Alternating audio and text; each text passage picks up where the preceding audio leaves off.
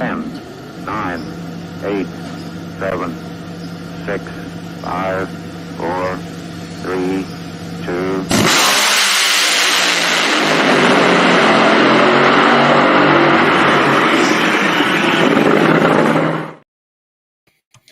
Drag racing fan right here on competitionplus.com. It is the Power Hour. Glad to have you watching along. Hit that like button, hit the share button if you would, and dive into the comment sections. Let us know what was the top moment for you from the Circle K 4-wide Nationals at ZMAX Dragway that the NHRA just wrapped up. A lot of great storylines from that particular event, but I'm going to take the opportunity to go ahead and put it out there who the peak performer is before we go to break and bring on my co-host Slammin' Sam. And it's very simple, ladies and gentlemen. It is the NHRA Safety Safari. They absolutely worked their tails off to get us 4 rounds of qualifying and every round of eliminations in on a weekend that it was thought, because of what was forecasted, it wouldn't happen at all. Even I was saying that it was probably going to be a Monday Nationals type of event, but we got it in on Friday, Saturday, and Sunday, every round that you could think of. Congratulations, NHRA Safety Safari. You're the hardest working bunch out there in motorsports. I firmly believe you are the peak performer. If you want to take your vehicle's performance to new heights, you got to give it P. Like our original equipment technology, antifreeze, and coolant. Our formulas match the vehicle manufacturer's technology requirements so that we have the perfect match for every vehicle. That's one reason why Peak is among the fastest growing brands of coolant in America. We work harder to earn the trust of people like you every day.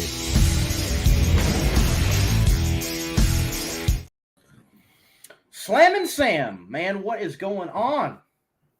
Nothing much, Lee. Just another day to talk drag race and talk what we thought about the Circle K 4-wide Nationals. And let's just get it out of the way.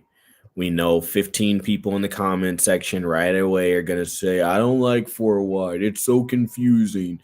Let's do this. Let's do that. We get it. We understand.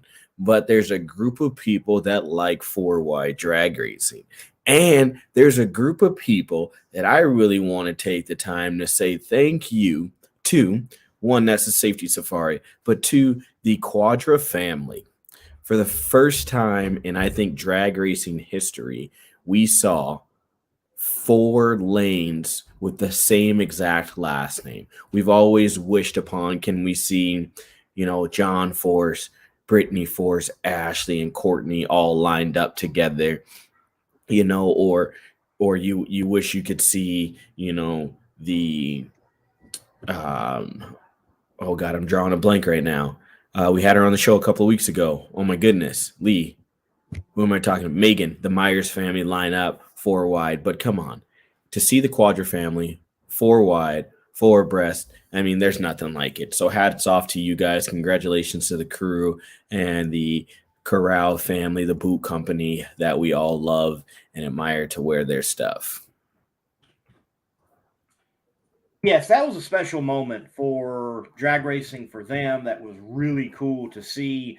And, they even laid back, went up early, if you will, in qualifying to make that moment where it could happen. And also, thanks to everyone in the class, they all worked it out and said, yes, let's do this. That was certainly cool to see. I like DRC's comment right here. Shots fired already in the show. I thought we were going to keep it cool, calm, and collective tonight, but I guess not. Some people just shouldn't be on the road. We know that. We understand some people should not be behind the wheel of vehicles, but that is not for us here to debate about. I mean, we just have to go with it. It fascinates me that you still have people. I mean, I have people comment on like a testing video after a 4-wide national event 4 wide sucks. What's testing, dude? There's no 4 wide going on. What are you talking about? And this has been going on for well over a decade now. It's not going anywhere. It is not that hard to understand what is actually happening. And if you hate the 4 wide, then don't open your mouth on any of the other discussions that the 4 wide tends to create, such as the staging issues, the timing out issues, the drivers interacting and bickering, even all of that. If you don't like 4 wide, don't join in on that either. My thing is, whether you like it or not, to the racing families that are out there every weekend, to the media personnel that are out there every weekend, week in, week out, that's 2 weekends that they get to go home early. That's 2 weekends that, things happen really quick. But, do I'm going to say do they not deserve 2 weekends to be able to be done at a decent time? No one really takes that into consideration. Safety Safari gets there, a day or two before, maybe sometimes 3 days before an event.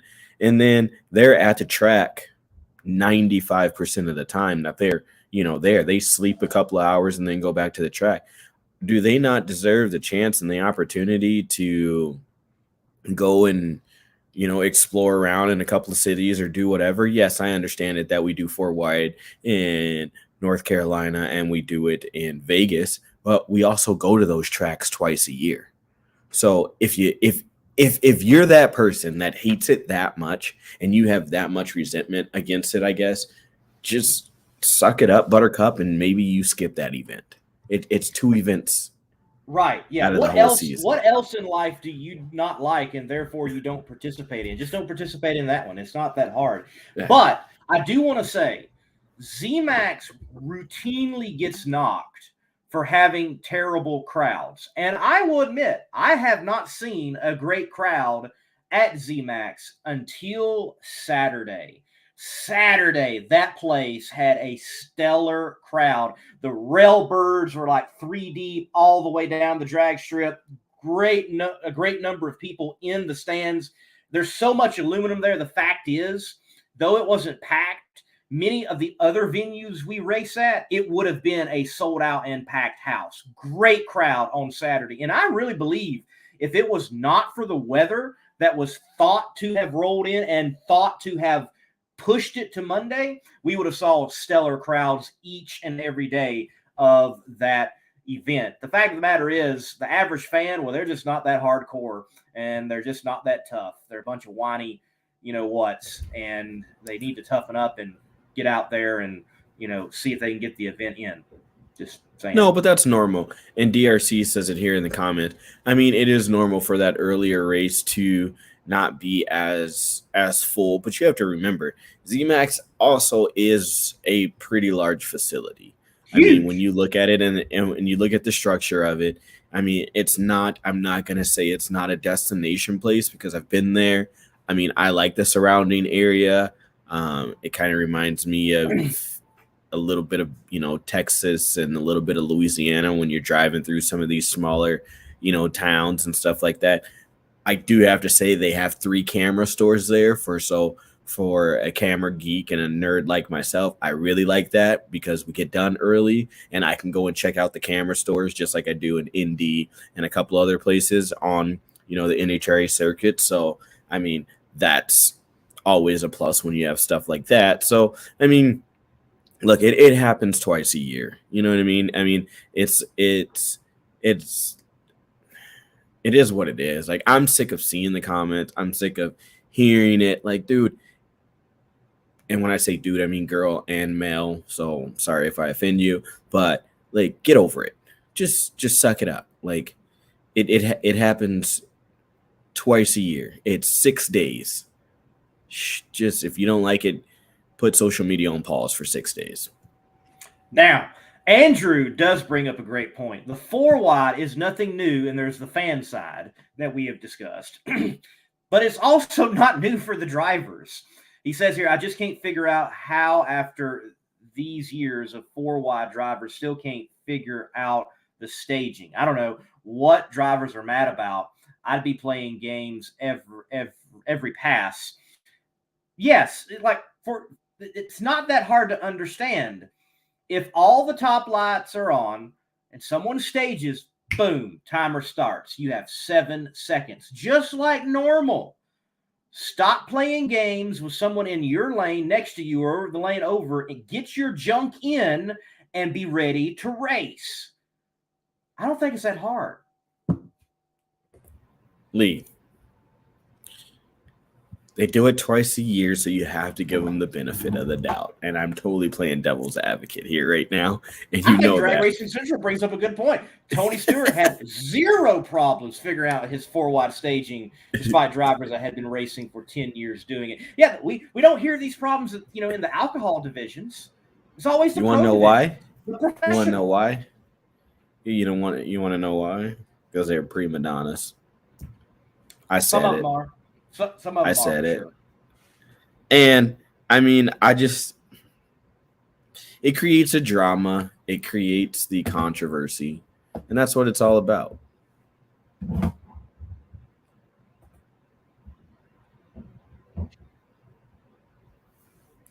I mean, it's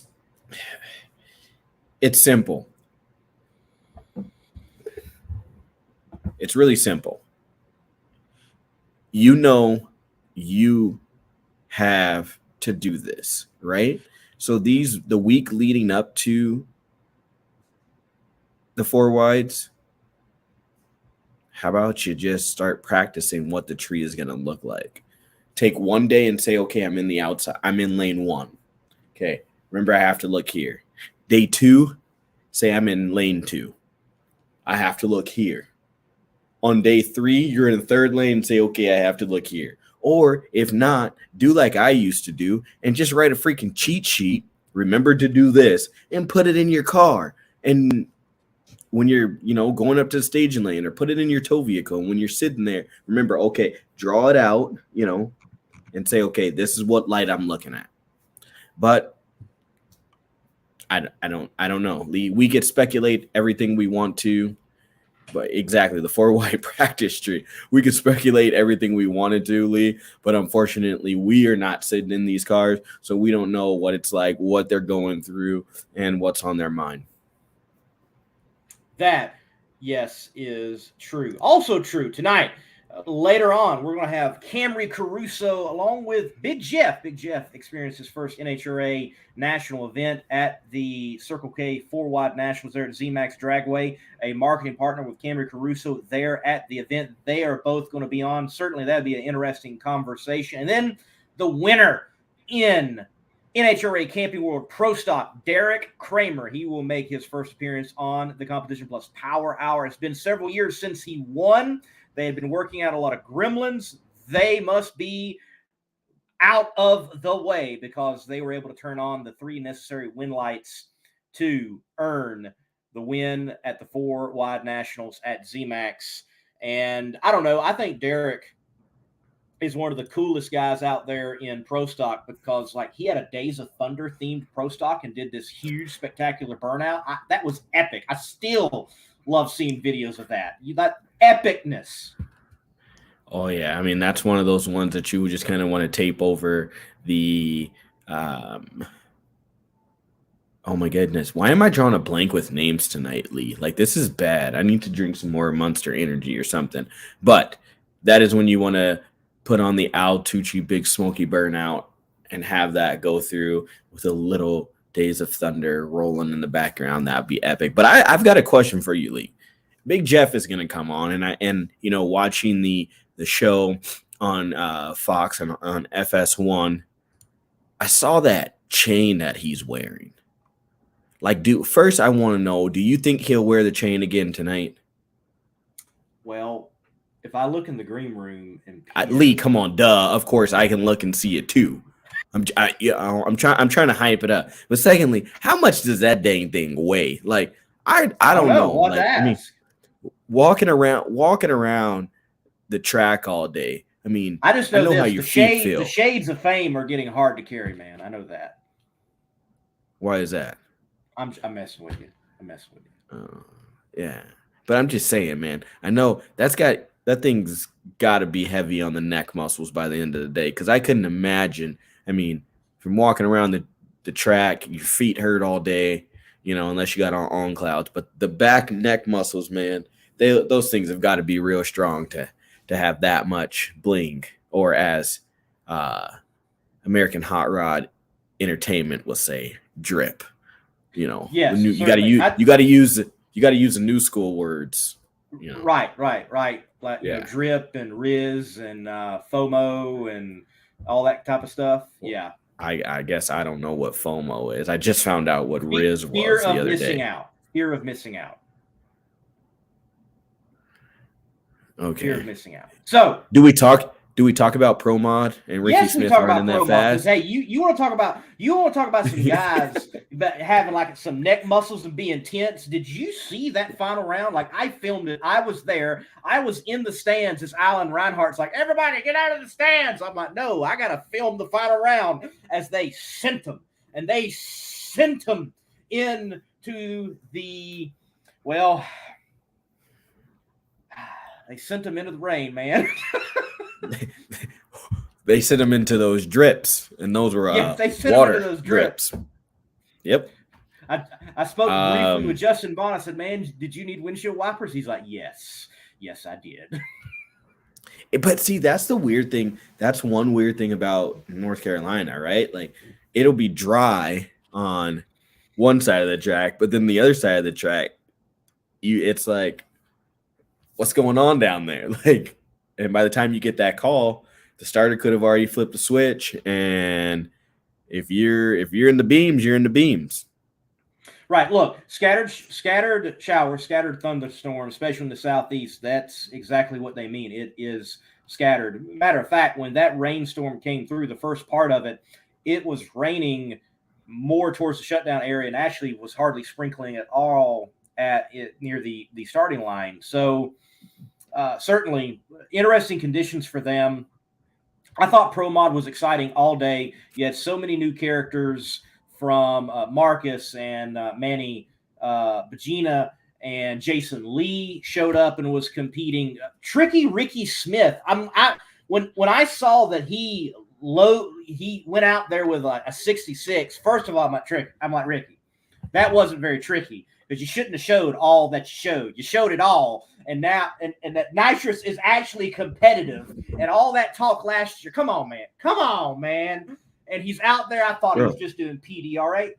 Ricky's never retiring. Just forget it. He's never retiring. He's doing PDRA. He's back in NHRA. Showed nitrous is competitive once again. Makes it all the way to the finals. And what a great day for Pro Mod. They're in essence Pro Mod country for sure.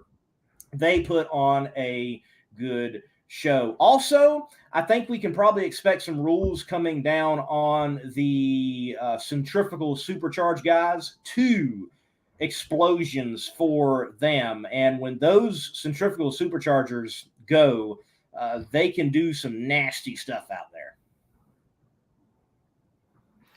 Yeah, I mean, first, going back to Ricky just walking in there, and we've heard the complaining, we've heard the whoa this, the poor is me, whoa, and then you come out there and you say, like, but like I don't know what, like, how else do you describe? Like, he walked in with the billfold full cash and was just like, wow, like, there you go. Yeah. Like, yeah, I don't know if Chad like got on the radio and said, "Boss man, you want a 66," or if he had to wait to see the time slip. But I imagine there was a moment like, dang. Nah, that's one of those moments. At this moment, like, you see it on TikTok and on Facebook. At this moment, we knew. We then boom up. Like, you just. And you know what? Honestly, I was thinking he does that. He's competitive. He goes to the final, and I think to myself, Ricky, if you had just showed up at Texas in 2023, what could we possibly? Chris Thorne probably still could have been probably would have still been the championship, but we could have had such a competitive moment for the sport, and in that moment, I'm like, oh man. And I'm probably gonna go off. I probably shouldn't say this, Lee, but I'm just gonna say it. At that moment, him showing up to Texas would have meant more, but it was more of poor me, woe is me. You guys, I've been in this class for so long, so I deserve, give me this, give me that. Instead of just being the competitor that he says he is and being the competitor that we know he can be, but instead I think he just kind of bowed out and said, you got like, I should deserve this because I'm the only this, and I've been in this class and I've helped this class grow. But then you come out, you say you're retiring, in Brainerd, and you say this, and you go on this whole rampage of, again, how do I get all the attention on me? This is my final run, and I'm done, and, all the Ford companies that supported me and all this. I think that was and I'm just going to call a spade what it is, but I think that was a gimmick to get more sponsorship, more marketing partners, because oh my God, the legend of the class is leaving. And then you come back out to NHRA and say, well, shove this right up your nostrils, and and now you have to talk about me. So I'm not falling for it anymore. Like, I'm sorry, dude, you cried wolf 19 times. You've played in the sandbox that wasn't built for you to play in now. And you kind of, just threw out the white flag and not showing up to Texas, but then you come back and you do this. Like, bring if you want to play in Texas, you got to have a fiddle in the band. And if, that's just kind of where I'm at right now, man. It's one of those things. It's like, coming back and doing what he did, you're there, buddy, but you're on your own on this one. Wow, I know. Congratulations to Justin Bond winning the Circle K 4 Wide Nationals at Z Max Dragway. Gage Herrera, wow. Will he go undefeated? I mean, it seems like right now they almost could go undefeated. He is undefeated for 2023 on that Vance and Hines bike. Stellar performance, stellar riding. They go out there and win another event. And obviously, we're going to be speaking with Deric Kramer. They tested in Vegas.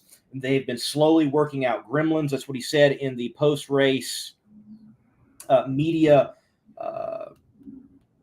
time and the questions that are presented to him. And if Deric Kramer and those guys have completely worked out the gremlins and we've seen their performance step up, again, there's another player in pro stock. And I do notice that some Andrew's talking about, hey, maybe they should put the old sponsor back on Erica and maybe her luck will turn around. Let me say this about the slow start. This certainly has not been the start that I think it's Erica rough. Enders and Richard Freeman and many of the other elite cars want. But go in history and look at pro stock, and there are some greats that have won a whole lot of championships that had routinely very slow starts at the beginning of their championship runs. And you could argue that, well, it's easier to have a late championship run in our day and time because of the structure of the point system. Yeah.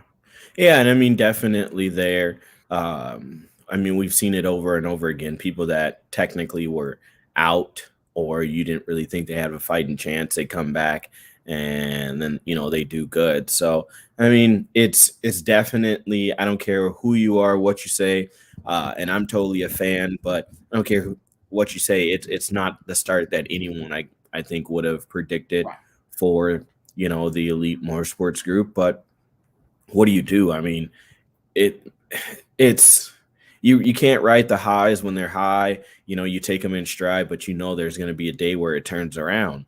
And I mean, right now you just keep rebuilding, you keep testing when you can test, you keep working on the things underneath your own awning, aka roof, and you see what it is. Maybe there's something that you've been doing for 4 or 5 years, and now that other teams have stepped up and other programs have seen, hey, if we try this, it may work.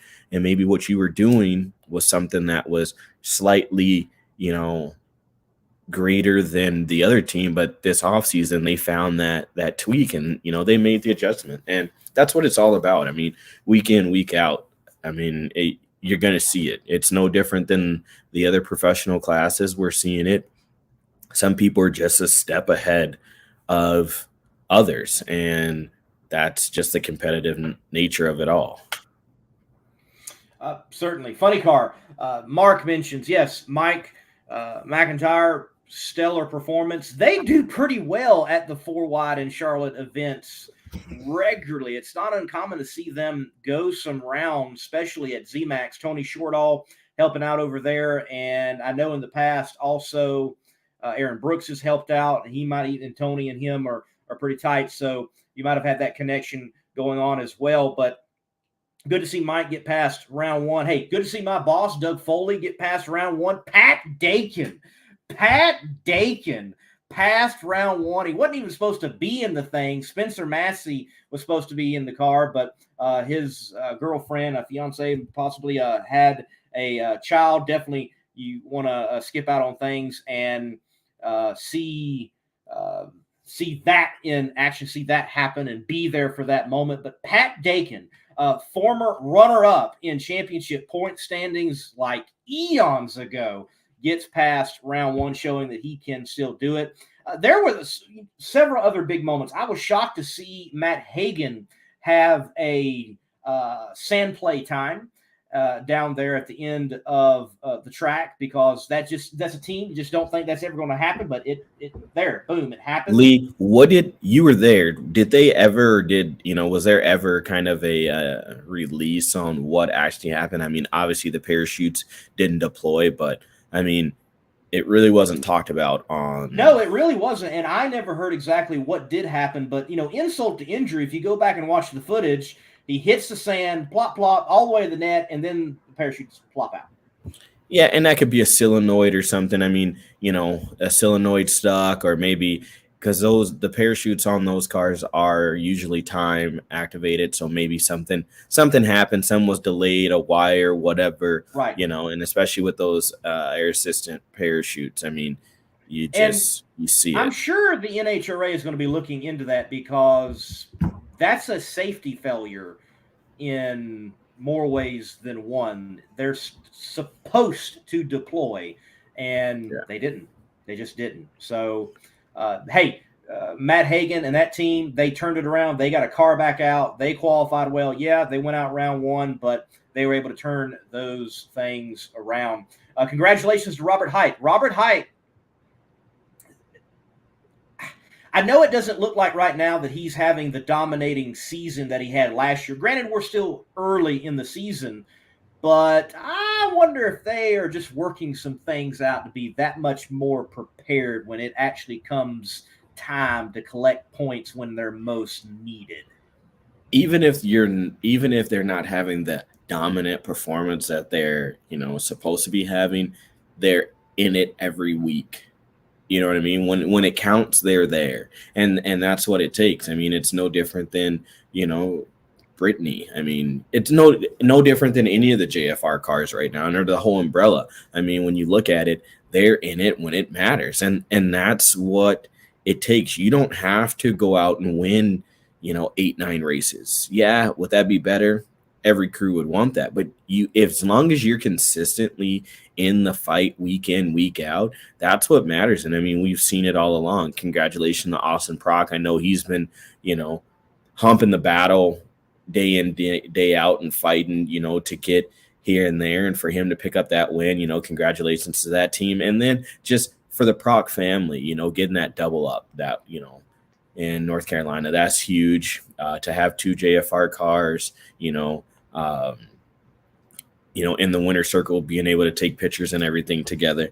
But I want to talk about something right now. When you talk about, even when you talk about dominancy and everything else, but staying in that fight, Alexis DeJoria, like, I don't care what you guys say, hands down, Alexis has been overlooked, but that crew is fighting, and they're fighting not to try and stay alive. They're just fighting, and they're hungry, and you can see it. Like I said, they're there when it matters, and those points are going to add up. And at the end of the day, when you look at it, you're going to say, dang, like, maybe they didn't win all the races that you thought, they were going to win, but they are staying, like I said, staying active, staying relevant. And when you do that, and it comes down to getting these extra points, that's when it matters the most. Right. They are doing a phenomenal job. The car is running well. Certainly, I believe we'll see her holding up a Wally soon. I do want to say this right before we bring on our guests, take a break, because we have got to do that. How crazy is Top Fuel right now that my boss, Doug Foley, qualifies 16th with a 380? Insane, the competition right now. Man, Top Fuel is, in the words of Antron Brown, even though I give him so much crap, the first round's a final, the second round's a final, the semi is a final, and the final is a final. I mean, there's nothing more you can say about Top Fuel right now. I know, Lee, I'm a door guy, but man, it just, NHRA drag racing, Camping World drag racing right now is so competitive across the board, and it doesn't matter. I mean, whenever you think that you can, count a class out, someone steps up and someone's swinging for the fences. And that's what it's about. It's just being, like I said, staying relevant. And if you're not doing that, just staying in that fight. And, our guest that's on tonight, she's doing a great job doing that. Both of our guests are doing a great job of staying in that fight, working through the bumps and bruises. And that's what it takes. And it takes being relevant, new marketing partners, bringing new people into the sport, showing people that, hey, like, this platform that I'm able to have and use is something that I want to grow and build. And like I said, I think our guests tonight definitely are proving that, and definitely are standing behind that motto. We're taking a break, and right after the break, Camrie Caruso and Big Jeff of Big Jeff Audio right here on the CompetitionPlus.com Power Hour.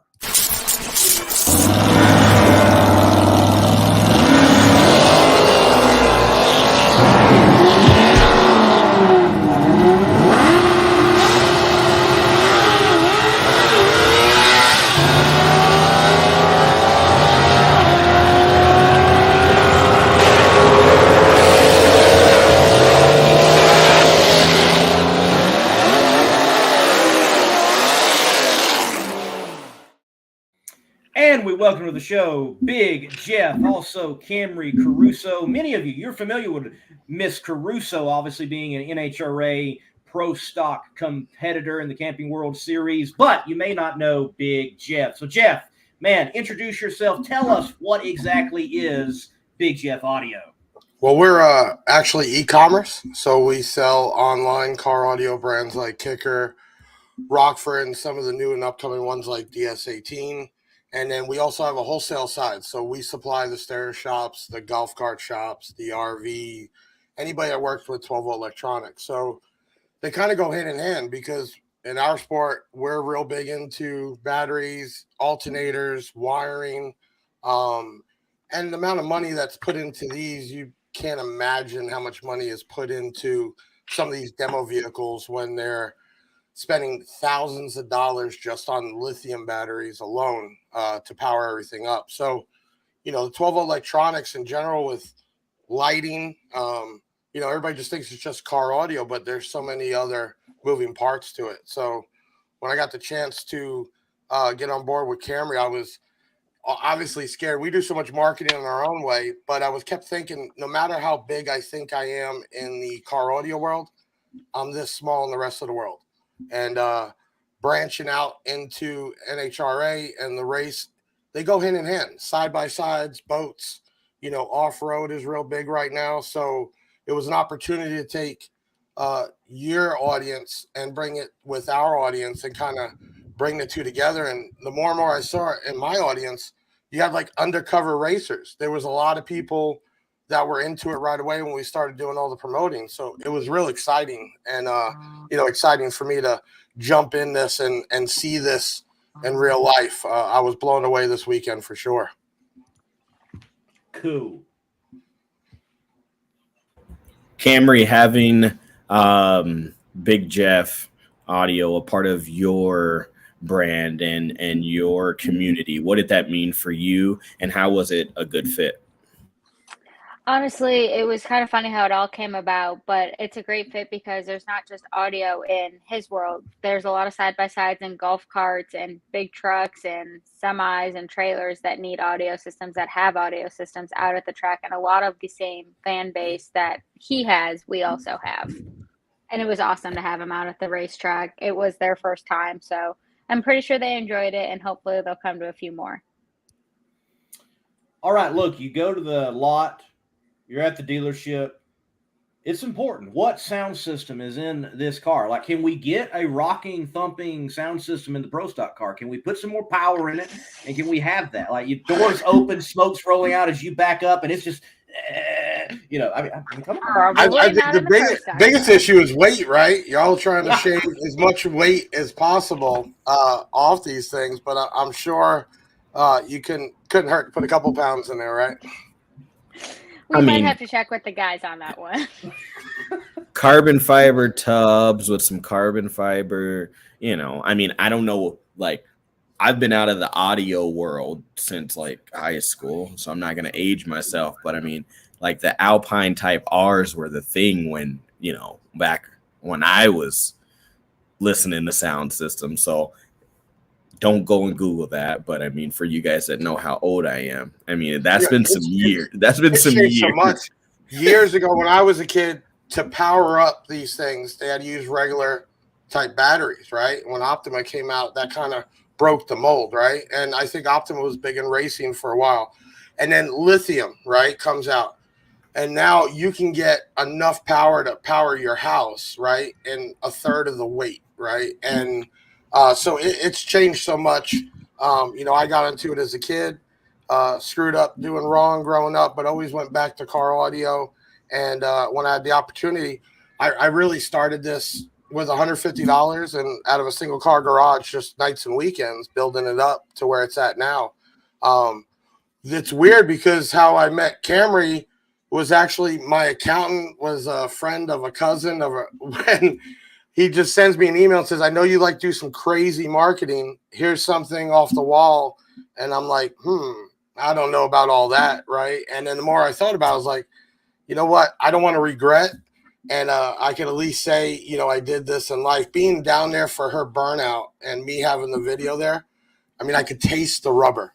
Okay. So I've been in some real crazy loud cars. I've been to CES, SEMA. I've seen robots. Nothing had me ready for that. And even when those funny cars took off, 4 of them at one time, the impact of it in your chest, I can't even explain it, but the adrenaline was just nonstop from, start to go. And then meeting everybody there, it's the same type of, you go to a car show, it's a network of people and they have their favorites. There's a ton of red tape and politics and crap talk and competition. It's the same thing. It really is the same thing. Just one's putting all the money into motors and being fast, and another one's putting it into being as loud as possible. Well, I think the natural question, Big Jeff, is when's the next one? Well, I'm in for the long haul, right? I got my, we put this together literally within a week and a half, and I wish we had more time. Maybe I could have made Gainesville, which is closer to us. I learned a lot this round, what to do, how to do. I met a lot of people that kind of schooled me in on things, meeting people like the owner of Drag Races Illustrated and some of the bigger guys at NHRA. I learned a lot. Next year, I would come 10 times harder, set up there and really prepare for it. But I believe, and Camrie can tell me if I'm wrong, I think we brought a lot of our side of things, our people, all the followers and engagements to her side. And I think that's going to continue to happen. And then vice versa. Hopefully, obviously I'm in this to promote Big Jeff Audio. We're online, so we're nationwide and even worldwide, where we ship to everybody.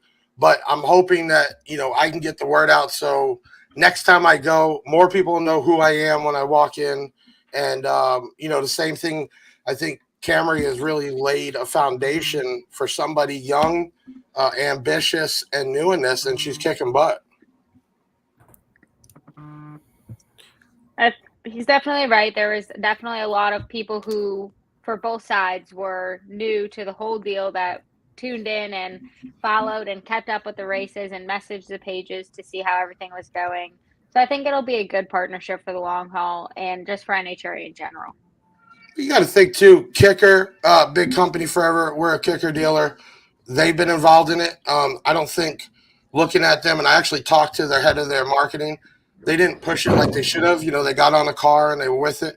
Rockford's been in it, obviously. So you have audio companies that have been involved in racing. I just want to take it to another level. I just don't want to be a sticker on a vehicle. I want to get involved. I want to mix, your followers, my followers. And my company, this May is 5 years. I blew this up in 5 years with nothing.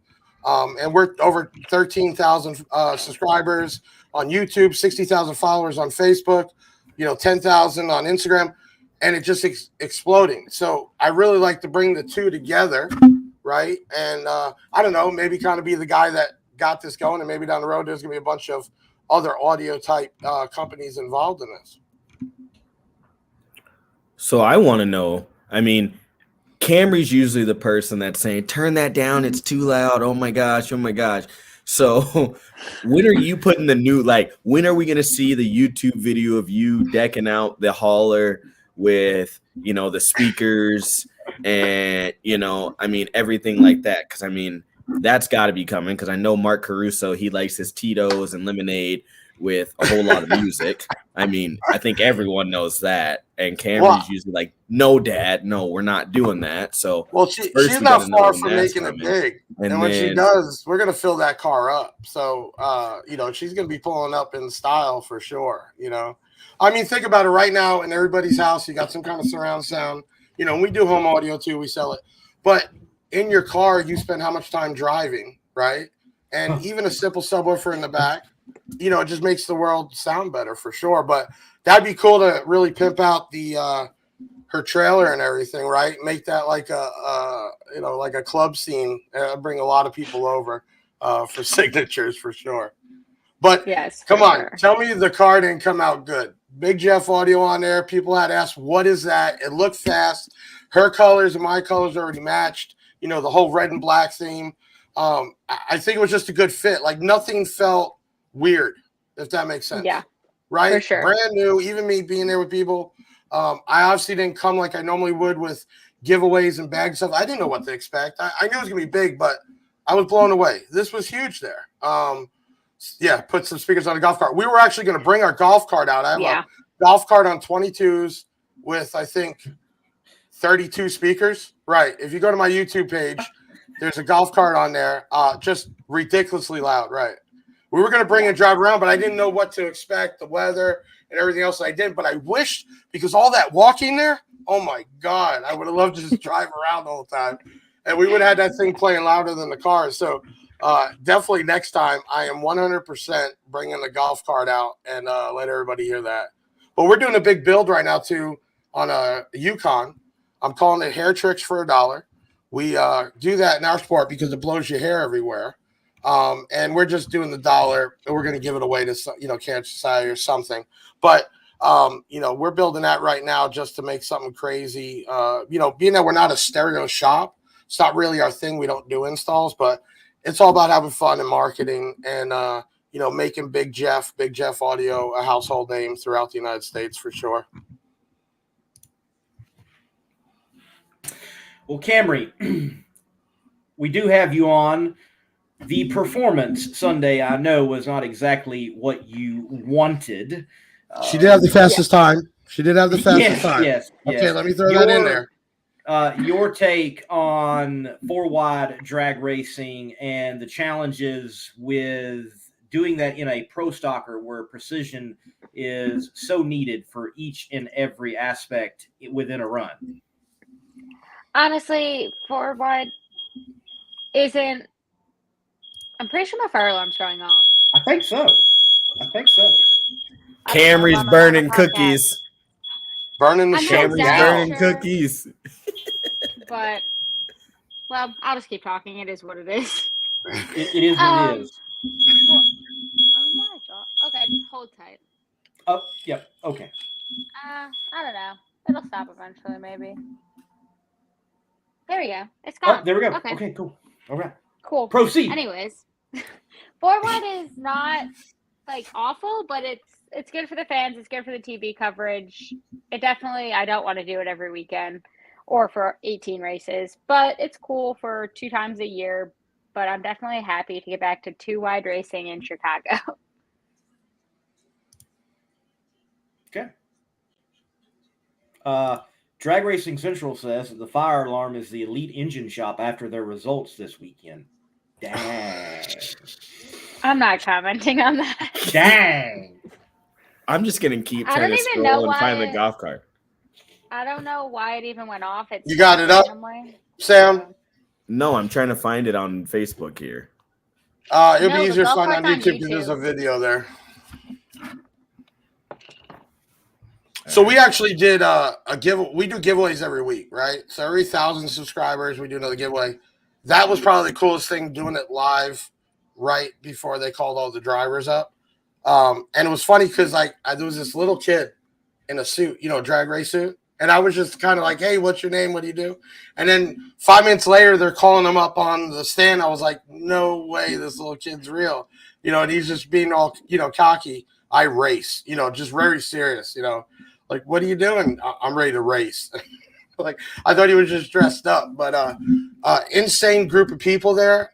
Even watching some of the people coming up waiting for signatures from Camrie, it's the same thing in our world. People do this as a profession. They do this as a hobby. They want to follow along. You got people that think they know everything, people that don't know nothing. And I'll tell you what, talking with some of the other sponsors there, even though I'm sure they're all looking at everybody else's car and picking it apart, everybody still has a way to come together there that I saw. And I had some of the best tequila and the best conversation in a long time with some of them. It was incredible. And I'll tell you what, I give props to Camrie. I say it all the time because when we first met, I was thinking I was going to talk to some other people.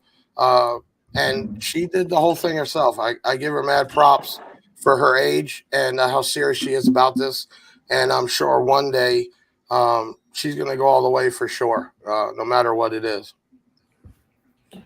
Lee, we're still in that golf cart. Like, if you finally saw it?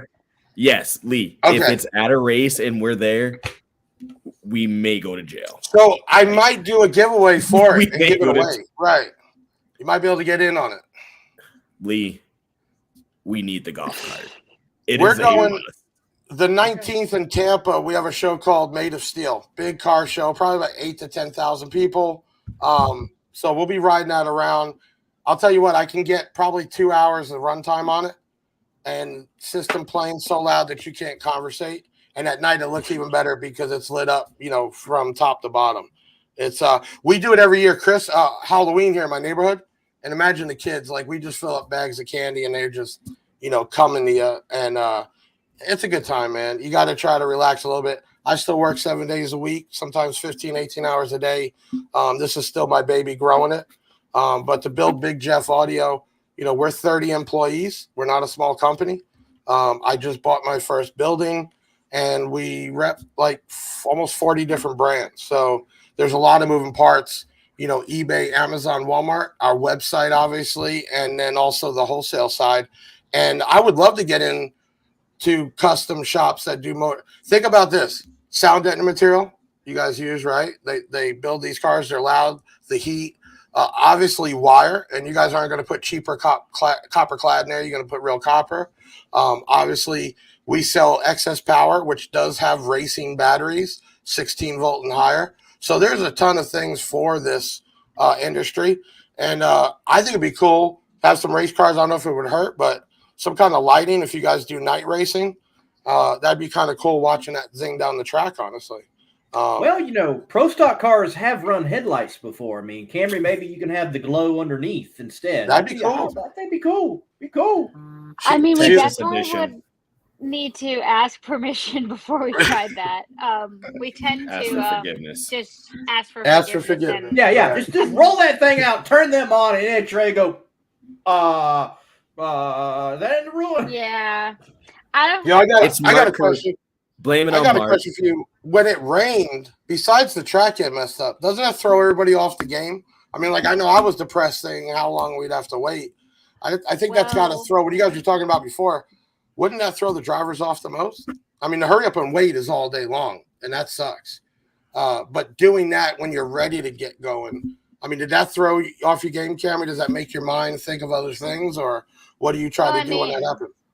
Considering what happened, a lot of people would probably say yes, but honestly, it's just part of it. Sometimes we can't control the weather. They should have started us way earlier than they did. I don't really know what the deal was with that, but it's just part of the game. Sometimes you got to wait. I was already dressed because they had called pro stock pit lanes, so I was already ready to go, like standing in the car waiting to go when it started to downpour. So you just kind of chill out, snack, hang out, and wait for them to call you back up. For all of you, which is the biggest or most important rate? Well, obviously finals, but what area? Which is the big one? I mean, compare Charlotte I to mean, the rest. some people would say Indy is really big, which it is. It's the U.S. Nationals. Indy's But honestly, huge. I think Dallas is going to be bigger than Indy pretty soon just because of everything they are doing with it and the stampede of speed beforehand. So I think between Indy and Dallas, those are going to be the biggest races of the year if one doesn't supersede the other. Right. Yeah. And if you want to look at it, if you're looking at it from a facility standpoint, ZMAX is the top. It actually has the most aluminum. Yeah. And it's the top of honestly any drag racing facility out there. I would say second would probably be Norwalk. It has a completely different feel. It's kind of like going to a family Yeah. one-off 5-star restaurant, and ZMAX is like the 5-star commercial. You know, that's how I think like to put ZMAX it. has always been just has like a special feel to it because it's such a great facility. It's really pretty. It's well taken care of.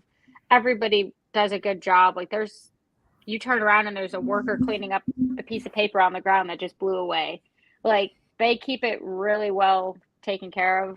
But like I think Dallas is going to come up pretty soon within maybe the next few years and be one of the nicer facilities we go to because the tower is really cool there and the Stampede of Speed, what they're doing is really awesome.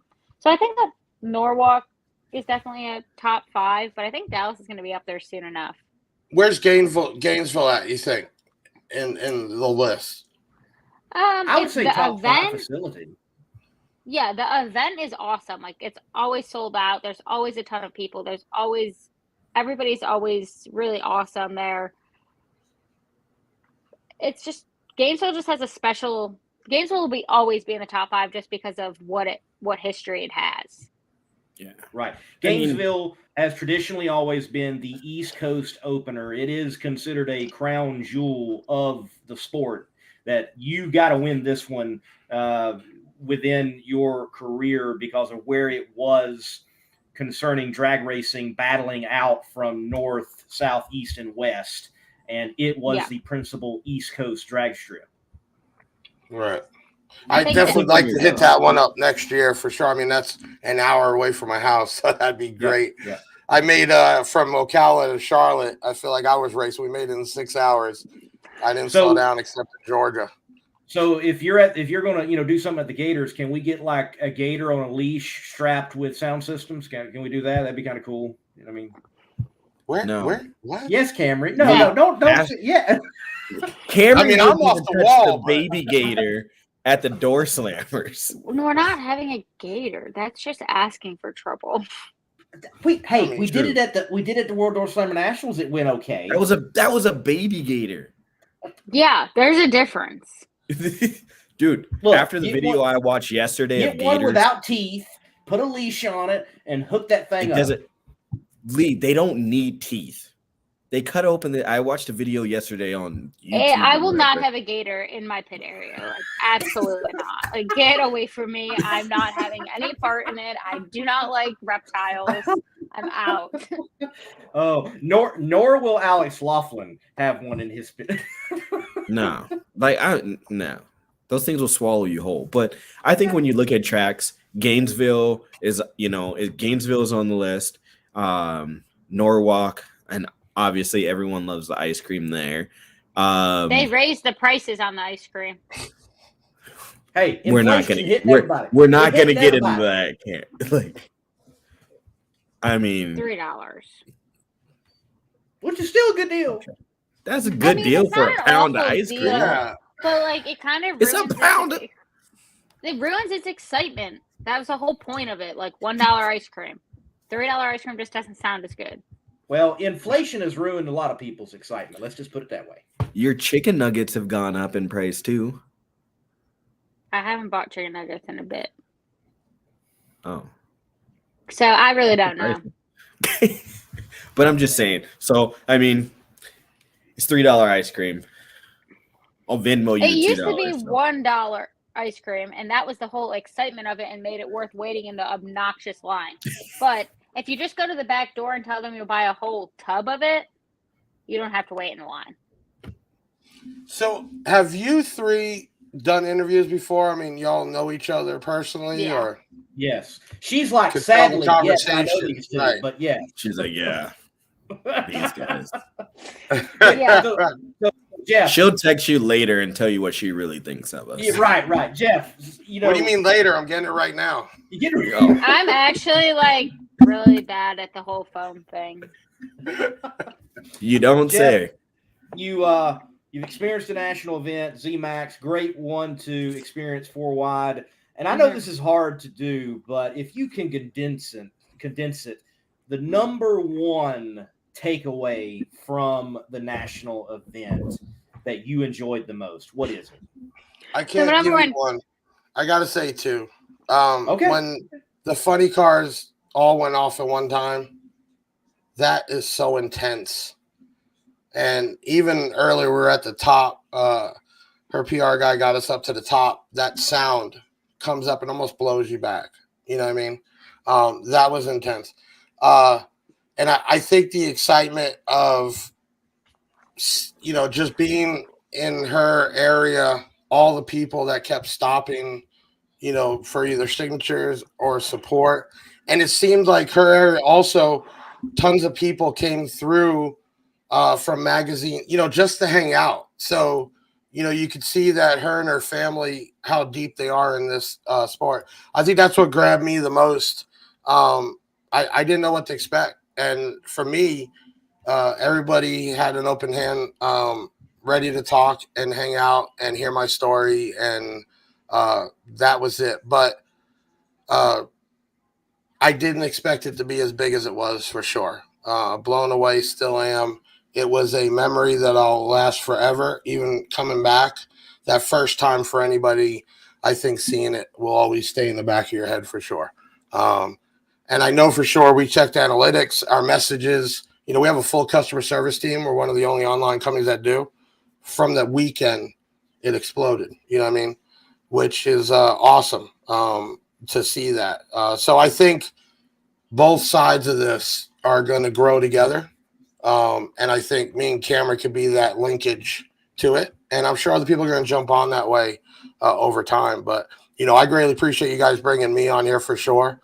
I love doing this. I love telling the story. I love meeting people. And at the same time, I'm going to do my best to promote the hell out of your guys' show. That's the way I work. I'm always a two-way. And that's the way I built my business for sure. But, you got a new family member in this for sure. Even people at my shop, my customers, my followers. This has been a huge, huge thing. And we're going to continue to do that for sure. Very cool, man. But www.BigJeffAudio 737 Big Jeff. Hit us up. Check it out, guys. Check it out. I know I was already looking at the website because my boat dock company that I work with, we use Rockford Fosgate and Marine Grade. So I might be talking with you later on, Jeff. We might work something Definitely out. take care of you for sure. This has been fun. I appreciate it, everyone. All right. Camrie, good to see you and chat with you. Great chatting with Chicago you. next, right? Chicago? Yes. Yes. We're going to get it back. We're going to take it. Chicago. All right. Yes, for sure. Cool. All right. Thank you, guys. Thank you. Thank you.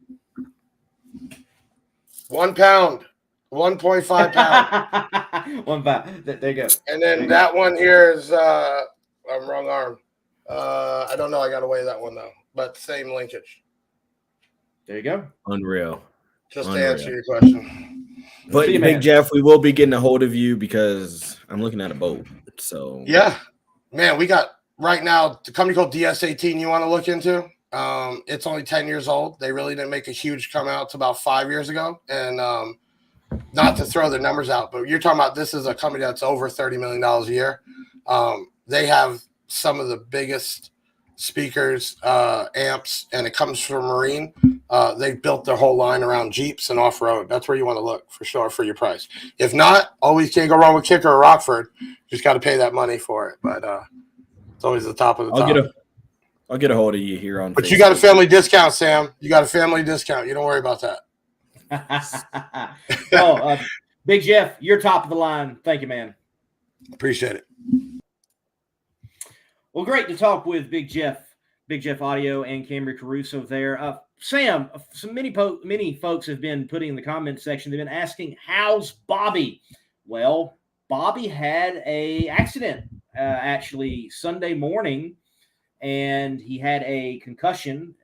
He slipped, he fell, and a rather serious concussion. He actually wasn't at ZMAX Sunday, and he wants everyone to know, and this has been put out on competitionplus.com. He wants people to know from here that he is sorry that there are things that is coming out slowly from the weekend, like even none of the peak pit notes have come out as of yet, but videos will continue to roll out, articles will continue to roll out, and he is on the mend, but he had a pretty serious concussion. He did go back to the hospital, just get checked out one more time.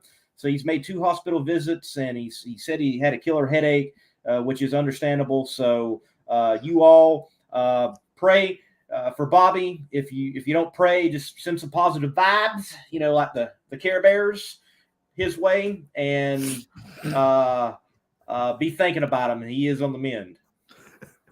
Care Bears, bro. Really? Care Bears. Care Bears. Care Bears. Care Bears. Sharing is caring, and Care Bears care. Like, that's worse than the Teletubbies. I never watched. I don't know about those really that much, so I can't. I just like the theme song with Teletubbies. That was it. But yeah, okay. Well, as of right now, we don't have Deric Kramer in the green room. But since he is our next guest that is scheduled. So, Sam, what's up? Since we were talking about that, let's also talk about Lizzie Musey. If you're not following what's going on there, send your prayers to Lizzie Musey, Kai Kelly, the whole Musey family, as they are battling the cancer bug illness, whatever you want to call it. But just send your prayers. Keep them in your hearts and your prayers. What was that comment? Send some positive. Drag Racing Central. Send some positive Care Bears. Yes. Yes. That's not quote of the year right there. Next there you go. There's your moment right there. But in all seriousness, hey, Lizzie, praying for you and hope. I mean, I was just shocked. I wasn't shocked to hear someone has a cancer diagnosis. It's a reality in our life. But to hear stage 4.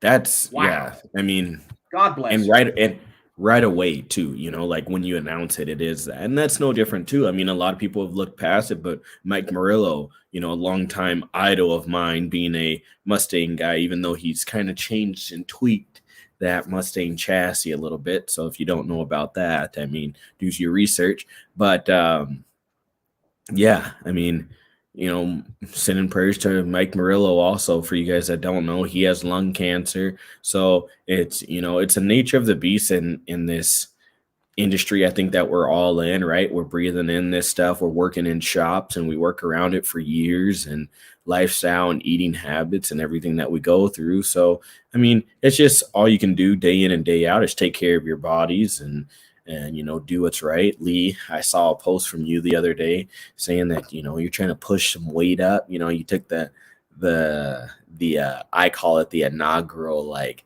hey, I'm the beginner guy back in the gym post, but I was going to give you a little crap, but no, I'm proud of you, man. I mean, you've been on this battle and this journey of keto diets and, hey, Sam, we can't eat here and I can only eat this. And I'm like, dude, let's just eat. Like, that's my goal, is just to eat.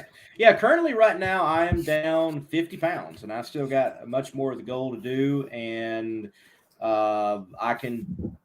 where I'm at right now, a lot of hard work, but in the best shape I've been in a long time. So if you're out there and you need to get it done, you can do it.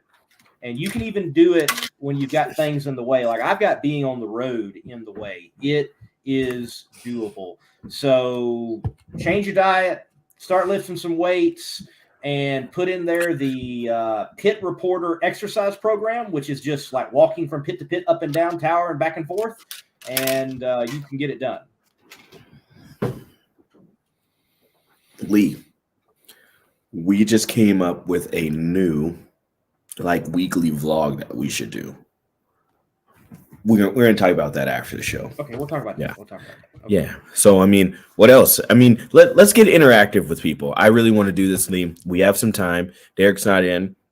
This is what happens with live shows. You guys in the comment section right now, start throwing questions at us, and we're gonna take this time. We got some time. I don't know how long we'll do it for, but right away. So after Never Stop Learning's comment, prayers and good wishes for Bobby. Anything after that, you guys throw it in. Y'all Doesn't comment matter. away. I do want to make note. Look, because of the weather situation, again, ZMAX didn't look good, but they got it in. Nitro Chaos was postponed, but Nitro Chaos is this weekend, Edgewater Sports Park, and they are going to be there this weekend. Funny Car Chaos, Odessa is also happening. Yes, John Garrett, thank you for saying that. Sega, Southeast Gassers Association, the race is moved to North Wilkesboro, the dragway at North Wilkesboro, not the roundy round track that is so well known. Why? Well, Farmington Dragway, they are redoing their shutdown area, and they thought they were going to get it done within time. They were assured they were going to get it done within time, but that did not happen. So North Wilkesboro Dragway will hold that Southeast Gassers Association event. Lee, did you see this? The safety safari member get knocked down by Pat Dakin's dragster. I did not. At that point, I would have been on the tower and I would have been filming, or I would have been depending on which round it was, I was either on top of the tower or I was on the line with Foley and wasn't able to watch that footage. And I imagine that was probably something saw through NHRA.TV, because it wasn't on the national broadcast. It wasn't mentioned. I rewatched the national broadcast with its re-airing today on FS2, and nothing was made mention of that. All right. Are you going to Chicago?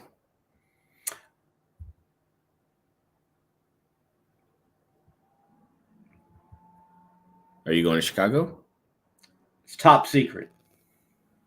Classified information, Craig. It actually truly is classified information. Oh. You holding secrets for me? I see how you are. I thought we were a team. All right. There's a YouTube. Dave W. said there's a YouTube video online from the Fox broadcast. All right, cool. I imagine it was a parachute issue. Was that the case, Dave? That parachute caught the worker? That tends to be the case. Briar Star mentioning motorcycles had an exciting weekend. They certainly did. Like the big snafu with timing out and people not being staged and not making not putting it in the beams. And by the way, Briar, look, if you want to throw in your article in the comment section on Pro Stock Motorcycles, Briar writes and puts in a particular focus on Pro Stock Motorcycles. Yes. Let's see. Dave and I are going to hold down the fort and Pinwheel this weekend. Almost 30 funny cars registered. JB Brooks says that. So there you go. Hold down the fort. Make sure everything is good to go. We appreciate that. Yeah, it's going to be a spectacular show there in Odessa, out in the middle of nowhere where there's just nothing but oil and dust. I will be in Ohio instead of West Texas. I was hoping to be in West Texas because I planned on celebrating Cinco de Mayo on the line, holding my camera, wearing a poncho and a sombrero, a sombrero. So I was going to go full out. Yeah. Oh, a sombrero? What is that? It didn't come out right, did it? I know. I don't know what that I was must thinking. be. That was like, must be yes, the Ohio, and I was trying to mesh it together yeah. on Cinco de Mayo. That's what that was. But I will be in Ohio, and I just want to say to all the folks in Chaos World, we're going to have more fun in Ohio, just so you know. There you go. Not really any comments coming in or questions coming in for us. So, I mean, we'll just keep going down the line here. Lee, what do you think? I mean, I know there's a guy that's watching that is the biggest John Force fan that we have in the comment section, but John Force kind of making the return, making the comeback, going to a final round. What do you think about that? Well, John performed well in Las Vegas as well. John, I won't say who I was speaking with, but I was speaking with a multi-time champion in funny car at Las Vegas. And he said, as long as John Force is out there and still in a car, never count that man out. That old man, he used a different phrase, but old man was part of it. He said, he still teaches me things today. And this is a man that has raced with him his entire career. I know there might be people going over there talking to John, get out of the car. I know there might be people saying it's time for him to move on.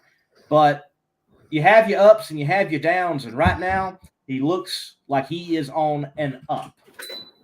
Because he is driving well once again. And I think one reason is he had the low with the JR situation. Sure. Mm-hmm.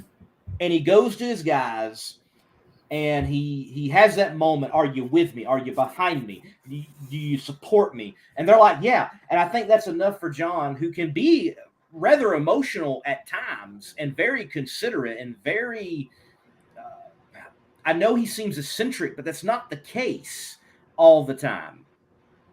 There you go. I think for him having that, having to have that conversation struck a nerve, because for someone, like you said, I mean, this is, I don't care who you are out in drag racing. If you're in drag racing right now and grew up, you are and you were and you have been a John Force fan, period. You know what I mean? Like, you've grown up watching him. It's just like growing up watching Michael Jordan or A-Rod or whatever baseball player, you liked at the time. You grew up watching them. And for him to put his pride aside and say, do you believe in me? Like, just imagine if a couple of the guys on the team would have been like, nah, man, like, I mean, granted, yes, they're getting paid by him. He's signing the checks. But when you have that moment and you're having that, conversation, that it's, and I guarantee he wants 100% honesty. So, I mean, he's asking these questions, and for him, he's like, hey, do you guys believe in me? And these guys are saying, yeah, we believe in you. I mean, the guy may have been down in his lows, and having people just let him know, like, hey, dude, we're here. We understand that this stuff happens. We understand what's going on, and we still believe in you. I guarantee that uplifted him and brought his spirits back up. And so now he wants to go out and prove to those people and those individuals and the people that have doubted him what he's capable of doing. And I think that's, what he's doing right now. Next question. we want to talk about here, DRC, Drag Racing Central goes, do you think NHRA Pro Mod is back to its former pre-2020 glory? Pro Mod is strong. I mean, this weekend, did we miss two of our biggest competitors with Lyle Barnett, the trash talking bearded, Fury, and Stevie Fast Jackson recovering from a neck surgery? Yeah. I mean, you're missing those two guys, and Pro Mod is still smash mouth, hard nose, Steelers versus Raiders back in the day. And that's what it's about, is just having people that can step up when it's that moment, and then having the collage of what happened there with Ricky Smith coming in there and just throwing the gauntlet down and folding. What I thought about it, Lee, is honestly, you got to know when to show them and know when to fold them. And I think, like I said before, he came in there and threw everything down, and he showed that hand a little way too early. Like, I mean, he came in and it was just like, here you go. It was the whole deck. I mean, hey, we got Deric in. Let's take a break. All right. And get Mr. Kramer on, okay? Classic car owners, make your headlights over twice as bright with Holley Retro Bright LED headlights. A plug-in replacement for those dim halogen seal beams, Retro Bright maintains that classic look and lasts 6 times longer. Stay safe and click the link below to learn more. And we have with us on the Competition Plus Power Hour, Deric Kramer, who I think is the most epic man in all of Pro Stock, as I said earlier. Why? Because he ran a Days of Thunder themed Pro Stocker and had one huge epic burnout. We need that again, sir. Absolutely. It was a lot of fun. Well, man, look, good to have you on the show. Thanks for jumping in and chatting with us. It has been a while since you lifted up a Wally. Oh, yes, it has. Hey, thanks for having me. It's I got to admit, I'm a Zoom aficionado, but the Facebook is a little challenging for me, so it took me a minute to get in. Apologies about that. No worries, man. Talk to us about the win, getting this win at ZMAX. Did you hear me, Deric? What was that? Yeah. Talk to us about the win in particular on Sunday. Well, so here's the thing. If it's raining, it's my day. I don't know why. 50% in rainouts. 50% of the rainouts I've been in, I've won, or 50% of my wins, I guess at this point, I've won in rainouts. Now a 5th win in almost a rainout was great. I've been trying to win a 4-wide for a long time, even back in the Dodge days. That was one of the races we would reach out and try and go across the country for when we didn't go a lot of places. We stuck to the middle of the country, went out west a little bit, but we didn't go to the full circuit. And that was kind of one of the first things that we went out and to venture across the country for, was these 4-wide races, just for that added chaos, just the extra little bit. It's just a lot of fun. So when you look at the forecast this week, I mean, I know a lot of people are asking about it and talking about it. When we look at, okay, it's supposed to rain, it's supposed to do this, we said it last week, we're going to have a Monday Nationals. When you look at all this and then you get the results that we did and the opportunity to run on Sunday, did that play any tricks into what you guys had planned for or prepared for? Not directly. So yeah, we do a lot of on the fly decision making, right? So a lot of it is how fast can we take a look at the weather, get the call of when we're going to go make a run, and set up the car appropriately. Like, we try not to have the car set up hours in advance, because the weather can change and the track conditions can change, and having to battle the weather and then immediately go up there and check the track and battle that. I mean, it's a lot. It's a big challenge. So being able to kind of take it one step at a time and go right into, okay, we're ready for you, right into a car setup and go up there and run is kind of the approach that we have. All right, Deric, in Pro Stock right now in NHRA, obviously there is Routine Talk, KB Titan, Elite Motorsports, and the epic battle that is on the tarmac that is the drag strip. And though I know there's ties, do you feel like when yourself, Matt Hartford, just a couple of others gets that Wally at the end of the day, that it's a 1-up for the guys that isn't fully under the umbrella? It's hard to say. I mean, my crew chief Michael Heiner has been working with Greg Anderson for a lot of years, and so it's hard to say.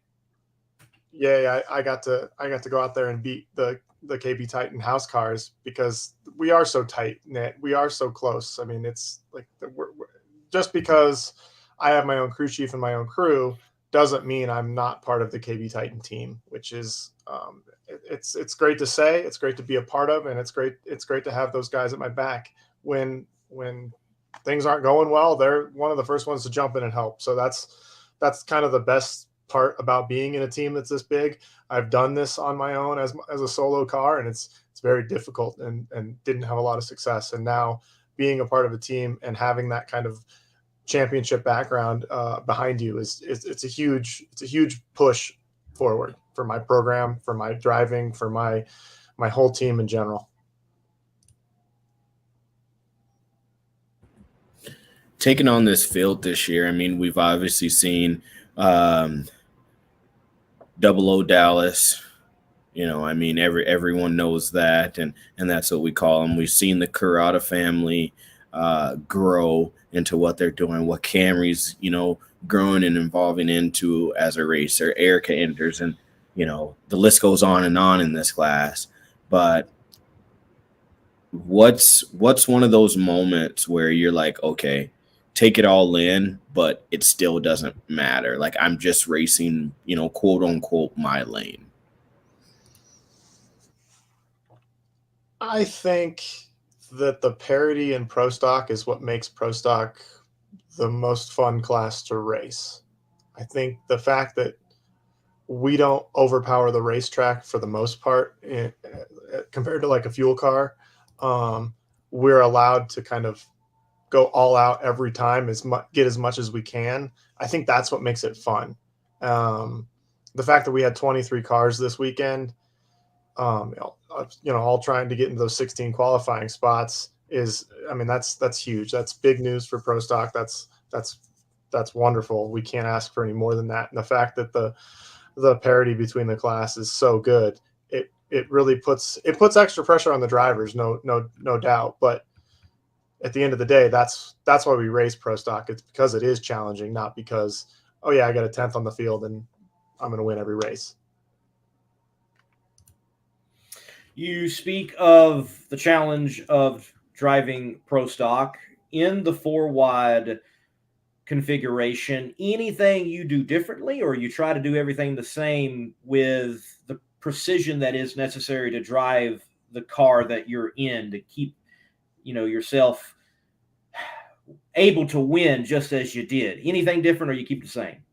Oh, I'd be lying to you if I didn't say you get in. That's what you do different. Like when it's just one other person and they stage and pre-stage, you've got 7 seconds, and 7 seconds is an eternity.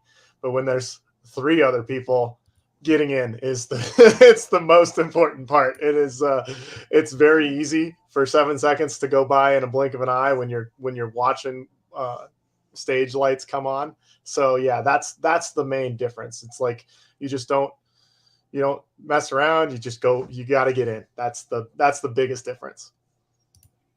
Deric, I think there's people in Top Fuel and Pro Stock Motorcycle that could use your advice.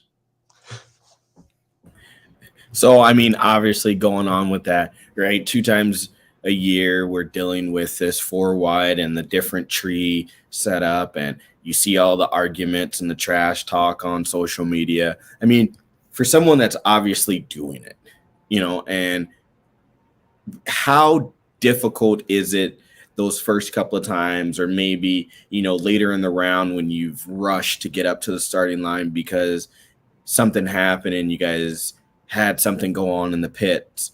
Is it something that you like have to remember, okay, I need to look here? Or is it one of those things, like you just said, you saw someone go in, so I might as well just go in and hopefully I'm at the right point?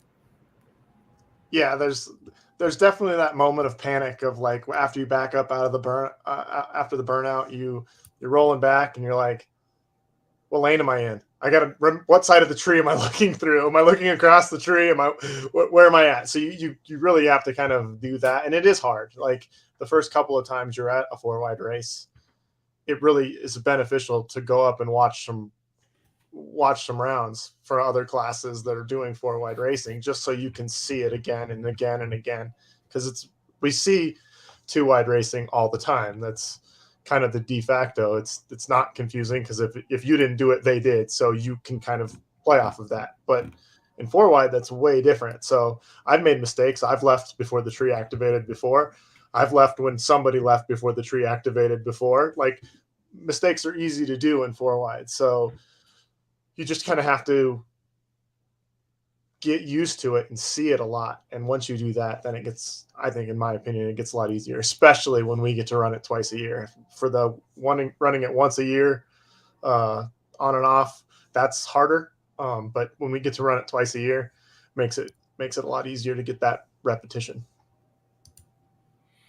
All right. So I feel that when your car rolls up to the line and other cars are, 3 others in this case, or another car's in the line, we like rad torque wrenches. I know what they do. Obviously, HendrickCars.com. I get that.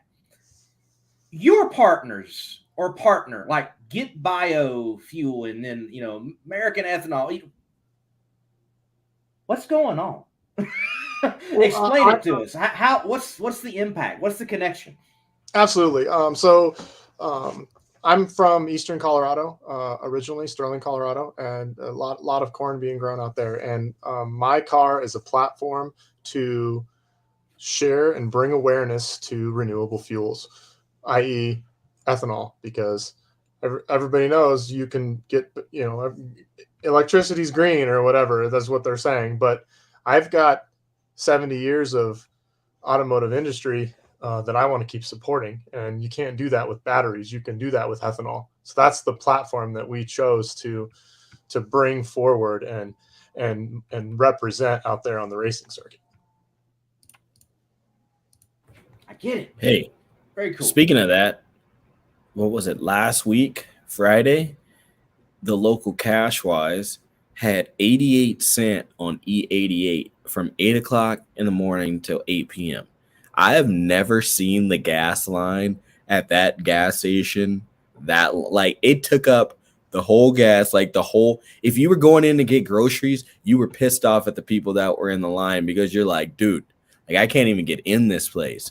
But I mean, like you said, most of these newer vehicles can run off of the, ethanol fuel. And I think that we should be putting more effort into that than going to batteries and everything else that we're doing. And it's great, for someone like you to just represent that. And it's not something flashy and very like, hey, look at me, you have to do this, you have to do that. But it's just a subtle approach to, get that point across. And, there's a lot of people that may say what they want, but I would rather see the biofuel versus that, even though in my defense, I will never have another drum of E85 in my race car trailer again in my life because that stuff gives me a headache, but I support it. Yeah, I mean, I'll be the first to say, like, I think Teslas are cool. Like, they drive themselves. That's awesome. But the technology is just not there. Like, if I was to drive from my house to Albuquerque, I have to stop for 2 hours to get there. Whereas if I was to drive an E85 vehicle, I would fill up for 3 minutes twice and I would, no problem. So that's great. 2 hours added on to my drive is not worth it. That is not a viable replacement. So being able to put E85 in my vehicle and drive down there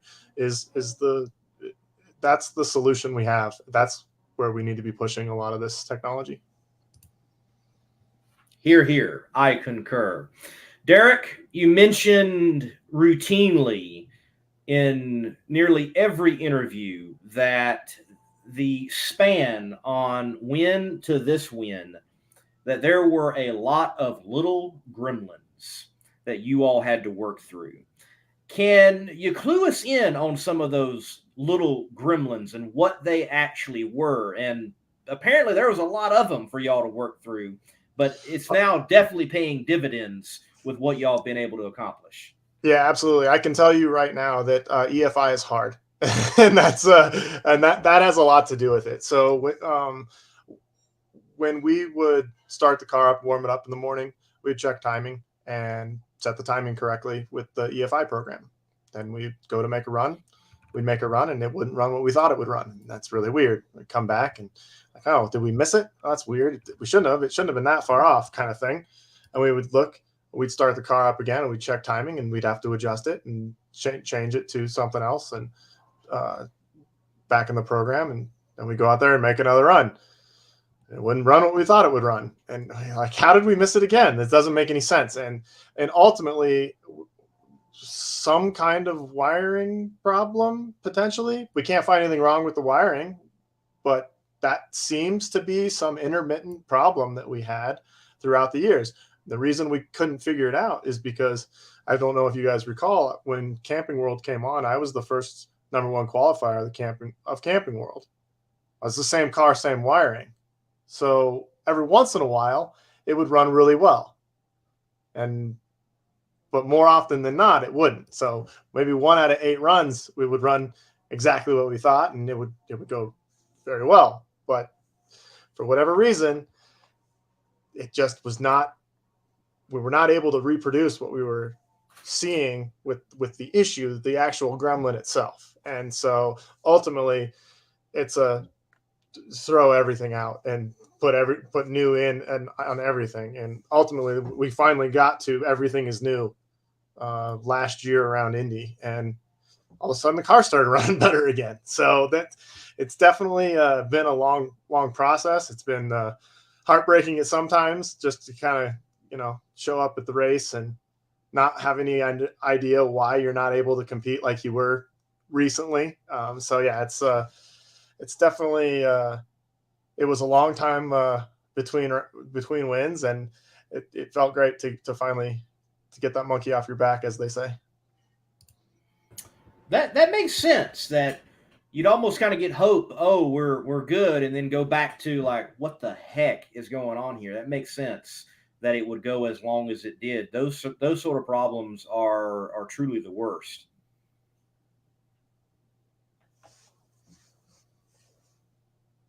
Sam?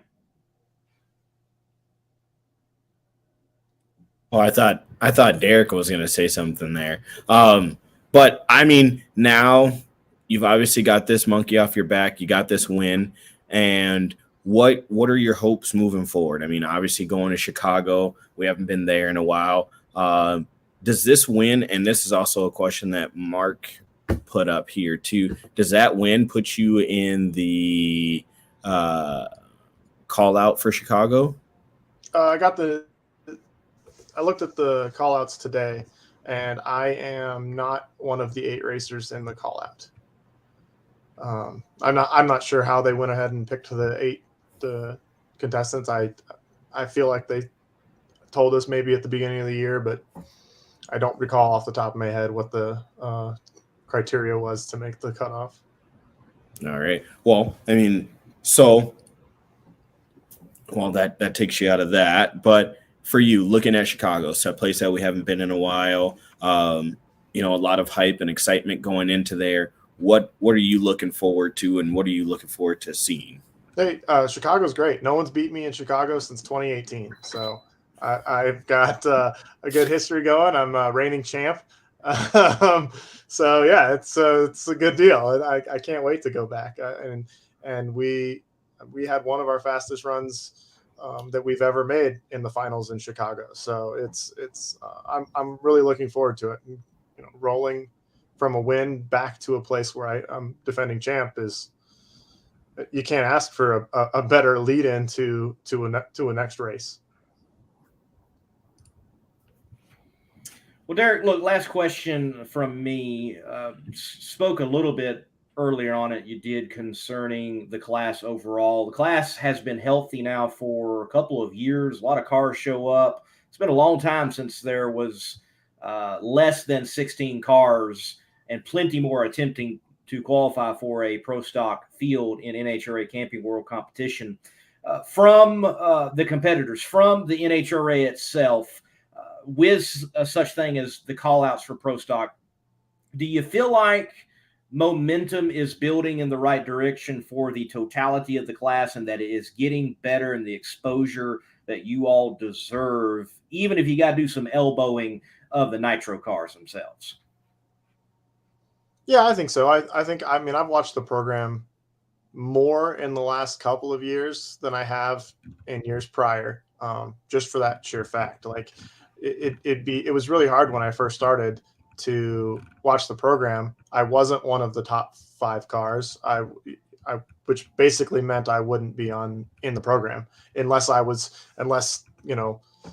Jason Line shook the tires, Q1, I might be in the program next to him Q2. So I didn't even bother to watch the program because of that. So in the last bunch of years, that the amount of exposure we're getting has gone up, I would say exponentially from what I'm used to, but we go from 10, 12 minutes of Pro Stock to 15, 18 minutes of Pro Stock is still a big jump in the program. So I definitely enjoyed watching the program now, as opposed to just living it on the race weekend and then not catching the coverage when I got home.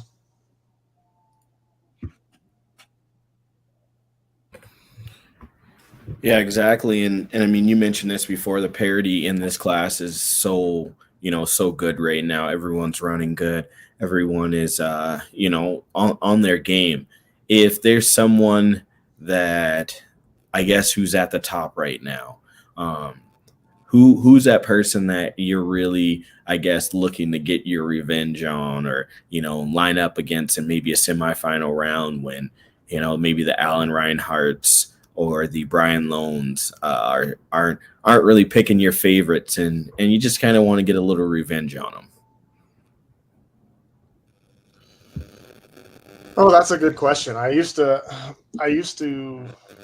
always get up to race Jason. But since he's retired, I haven't actually raced well enough to have that nemesis, have that rival. He was my first competitor in the class.